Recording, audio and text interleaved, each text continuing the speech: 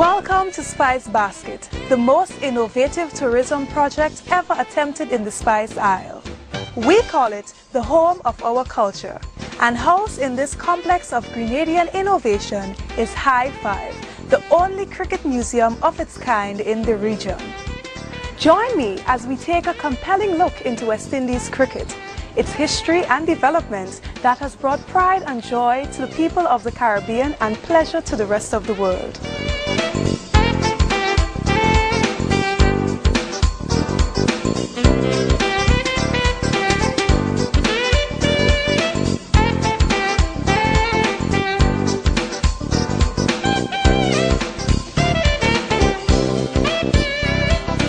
On entering High Five, you would be astounded by the amount of memorabilia that is on display, such as the blue caps of Frank Worrell wore in his last test as captain, and the bat Sir Everton Weekes used when scoring 5 consecutive centuries cannot be seen anywhere else. Can you recall how he achieved that feat? You may not know, but I know a man who knows all about Windies cricket and its history. It's hard to believe, given the weather in England, that they could invent cricket, but they did, and they brought it down here in the mid-1800s. In fact, the earliest West Indian cricket club in record is Kingston Cricket Club, 1853. At High Five, you will begin to understand the complexities of West Indies cricket.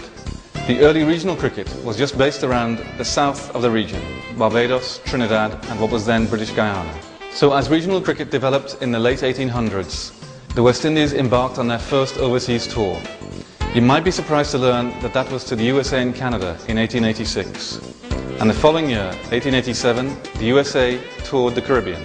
At High Five, we'll take you through the rich and spectacular history of West Indies cricket. From the pre-test match days and the first overseas tour to the USA and Canada in 1886 to the modern day. One of the many fundamental turning points in world cricket was Kerry Packer's intervention in 1977, and the West Indies were certainly at the forefront of that, not only providing a West Indies team, but also several members of the world team. We have every avenue of West Indies cricket history covered here at High Five. Oh, and by the way, I'm not going to tell you who those 5 consecutive hundreds were against, but I will tell you in the 6th innings he made 96 and was run out, and he will tell you to this day that he was not out.